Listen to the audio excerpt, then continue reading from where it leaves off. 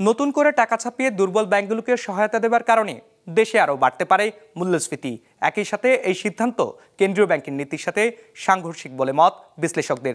যদিও অনেকের মতে গ্রাহকদের সুরক্ষার কথা বিবেচনা করেই এমন সিদ্ধান্ত নিতে বাধ্য হয়েছে কেন্দ্রীয় bank. Double million offer Walton fridge কিনে পেতে পারেন 20 লক্ষ টাকা, রয়েছে কোটি কোটি টাকার নিশ্চিত উপহার। আমরা এখন আর তাদেরকে সাপোর্ট দেব না, কারণ তারা নিজ দায়িত্বে নিজেদেরকে এই অবস্থায় নিয়ে গেছে এবং সিস্টেমিক্যালি ইম্পর্টেন্টও না এমন কিছু না।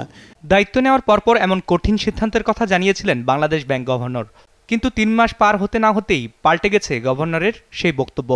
ইতিমধ্যেই 22,000 কোটি টাকার উপর আমরা দিয়েছি এবং আমরা মনে করি যে এটাই যথেষ্ট হবে, প্রয়োজনে আরও দেওয়া যাবে।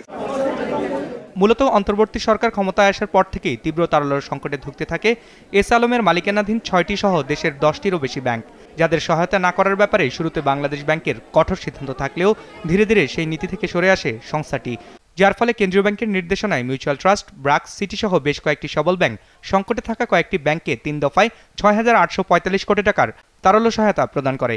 কিন্তু তারপরও পরিস্থিতির উন্নতি না হয় গেল সপ্তাহে 22,500 কোটি টাকা ছাপিয়ে 6টি ব্যাংককে সহায়তা দিয়েছে বাংলাদেশ ব্যাংক। এটা অত্যন্ত খারাপ হতো যদি আমরা দেখতাম যে গ্রাহকরা টাকা পাচ্ছেন না এবং সেটা কিন্তু আরও ব্যাংক ব্যবস্থার উপরে কিন্তু আস্থা কমিয়ে দিত। অবশ্যই মূল্যস্ফীতি নিয়ন্ত্রণ করার জন্য গভর্নর মহোদয় আগে কঠিন অবস্থান নিয়েছিলেন, কিন্তু আবার এটাও ঠিক যে জনগণের টাকা তো ফেরত দিতে হবে, সেখানেও তার একটা কিন্তু প্রতিশ্রুতি ছিল। নিশ্চয়ই এই দুটো মিলিয়ে তিনি হয়তো মনে করেছেন যে এই জায়গাটা খানিকটা কম্প্রোমাইজ করার দরকার আছে। তথ্য বলছে আওয়ামী লীগ সরকারের আমলে নতুন করে ছাপানো হয়েছিল 1 লাখ কোটি টাকারও বেশি। এর মধ্যে ক্ষমতাচ্যুত হওয়ার কিছুদিন আগে ছাপানো হয়েছিল 60,000 কোটি টাকা। এ কারণে বাজারে বেড়েছিল নগদ টাকার যোগান, ফলে 2.5 বছরেরও বেশি সময় ধরে মূল্যস্ফীতি আছে 9% উপরে, যার নিয়ন্ত্রণে চলমান রয়েছে বর্তমান সরকারের বেশ কিছু কার্যক্রম। এমন অবস্থায় নতুন করে টাকা ছাপানোর ফলে দেশের অর্থনীতিতে কী প্রভাব পড়তে পারে, আর সংকোচনমূলক মুদ্রানীতির সাথেই বা এই সিদ্ধান্ত কতটা সঙ্গতিপূর্ণ? এমনিতেই আমাদের এই নিয়ন্ত্রণমূলক যে মুদ্রানীতি, এটা কিন্তু মূল্যস্ফীতি নিয়ন্ত্রণে খুব একটা ভূমিকা রাখে না, কিন্তু যতটুকু ভূমিকাই রাখুক সেটুকু ভূমিকাও যে রাখার সক্ষমতা থাকবে সেটা নিয়ে প্রশ্ন উঠতে পারে।